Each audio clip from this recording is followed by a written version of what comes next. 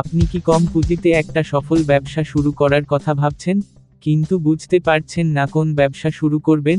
বর্তমানে বাংলাদেশে ব্যবহৃত বা পুরাতন মোটরসাইকেলের চাহিদা আকাশচুম্বী।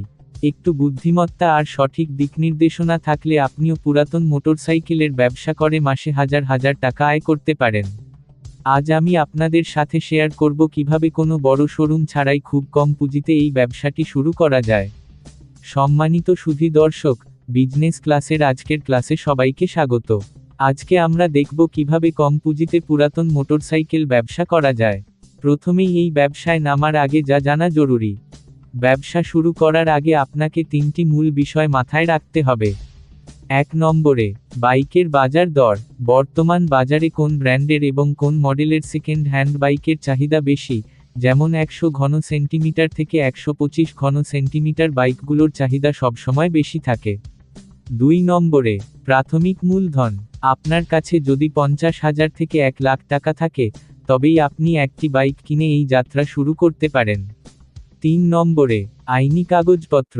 বিআরটিএ সম্পর্কিত কাজ, নাম পরিবর্তন এবং স্ট্যাম্প পেপারের হিসাবগুলো ভালোভাবে বুঝে নেওয়া।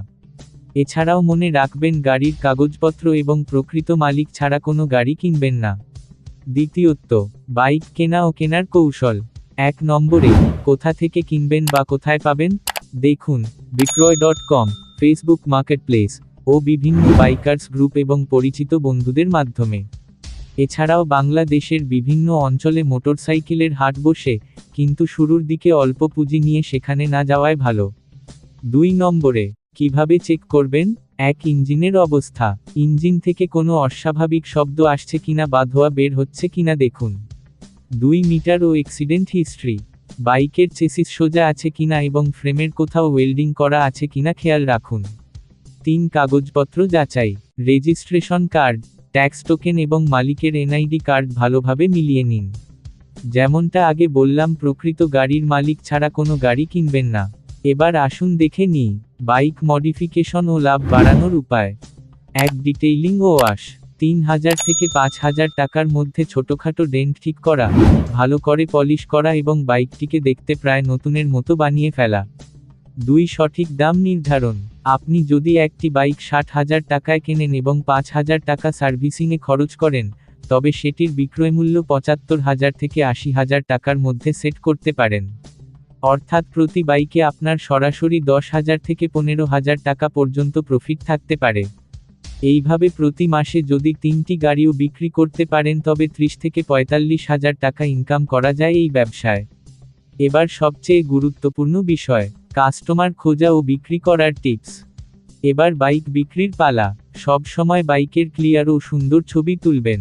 ফেসবুকে একটি পেজ খুলুন এবং আপনার স্থানীয় এলাকা টার্গেট করে পোস্ট করুন। কাস্টমারের সাথে সৎ থাকুন।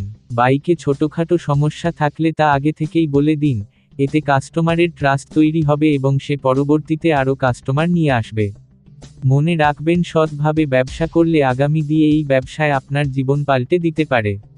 তাহলে বন্ধুরা, ধৈর্য এবং সততা এই দুটো থাকলে এই ব্যবসায় লস হওয়ার সুযোগ খুবই কম। তাহলে আর দেরি কেন? আজই বাজার যাচাই শুরু করুন।